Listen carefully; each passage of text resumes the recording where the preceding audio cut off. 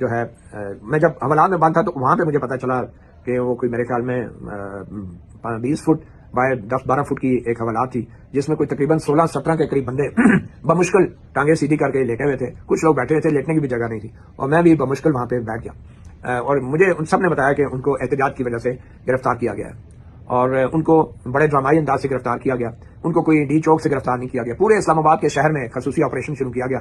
جہاں جہاں کوئی نوجوان بچہ ملتا، کوئی بندہ ملتا نوجوان جو کہ خاص طور پہ خیبر پختونخوا سے تھا، اس کو پکڑ پکڑ کے پولیس کی گاڑیوں میں ڈال کے. اور مزے کی بات یہ کہ سارے کے سارے یہ جو اولاد میں تھے سارے پیمز اسپتال سے گرفتار ہوئے.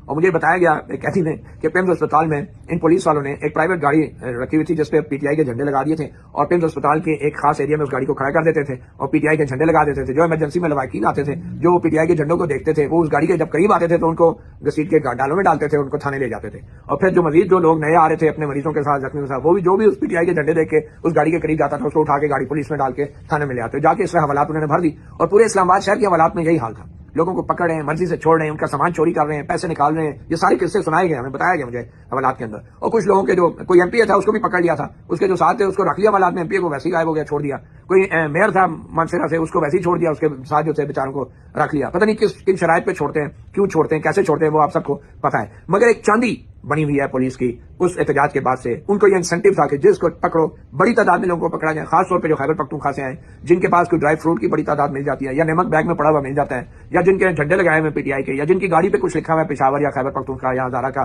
کچھ، اس کو پکڑ کے ڈال دو. تو ایک یہ ایسی منی میکنگ ایکسرسائز بھی ہو رہی تھی اسلام آباد میں اس روز، اور حوالات اس سے بھر دیے گئے تھے. اور کوئی ان کا پرسانی حال نہیں تھا. حوالات کے اندر ایک فون کال کرنے کی بھی اجازت کسی کو نہیں تھی کہ لواحقین پیچھے فیملی والے انتظار کر رہے ہیں، انہیں پتہ ہی نہیں ان کا بندہ کدھر ہے. اور پورے میں سمجھتا ہوں کہ اسلام آباد کی جیلوں کو اس طرح بھرا ہوا تھا. اور یہ جو حکومت کا دعویٰ تھا کہ 700-800 بندے گرفتار ہوئے، بعد میں 1000 سے بھی اوپر چلے گئی ان کی تعداد. اس کی وجہ یہ تھی کہ گرفتاریاں بڑی تعداد میں ظاہر کر کے جو ہے جو ایکچوئل ہلاکتیں ہیں ان کو بھی کور اپ کیا گیا.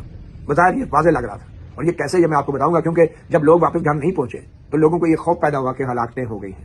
تو بڑی تعداد میں گرفتاریوں کے اعداد و شمار بتا کے یہ تاثر دیا گیا کہ وہ ہلاکتیں نہیں ہیں، وہ شاید 3 تھانوں میں ہوں گے. تو لوگ جو ہے اگلے مہینہ 1.5 تھانوں کے چکر لگاتے رہیں گے اس امید سے کہ حوالات کے اندر مختلف کردار تھے، مختلف علاقوں سے آئے ہوئے تھے.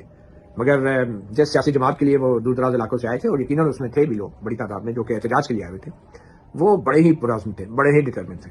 اور ان کی یہ دلیل تھی کہ اگر ہمارا لیڈر جو ہے 1.5 سال سے جیل میں ہے ہمارے لیے، تو ہم نے کون سا کوئی بم دھماکہ کر دیا ہے، کسی کو قتل کر دیا ہے احتجاج کر کے، ہم 1.5 مہینہ بھی گزار لیں گے، کتنا ہم پہ کیا کوئی عدالتیں ظلم کریں گی. بڑے ڈٹرمنٹ تھے. مگر بہت ہی افسوسناک سچویشن تھی کہ آدھی آدھی رات کو بیٹھ کے وہ لوگ ایک دوسرے کو بھی تسلی دیتے تھے، حوصلہ دیتے تھے. اور یقین کریں کہ بہت سے ایسے لوگ تھے کہ جن کو کسی دوسرے تھانے سے لایا گیا تھا بغیر ایف آئی آر کے، ان کو کسی دوسرے تھانے سے لایا گیا تھا اور 3-3 4-4 دن رکھا گیا. اور ان کو حوالات کے اندر سے اچانک رات کے بعد کسی بھی ٹائم نکال لیا جاتا تھا اور باہر گاڑیوں میں گھما پھرا کے 3-4 گھنٹے بعد واپس لا کے حوالات میں بند کر دیا جاتا تھا. یہی کچھ ماگڑا تھانے کے حوالات میں بھی ہوا. ایک دن 12 بجے اچانک سب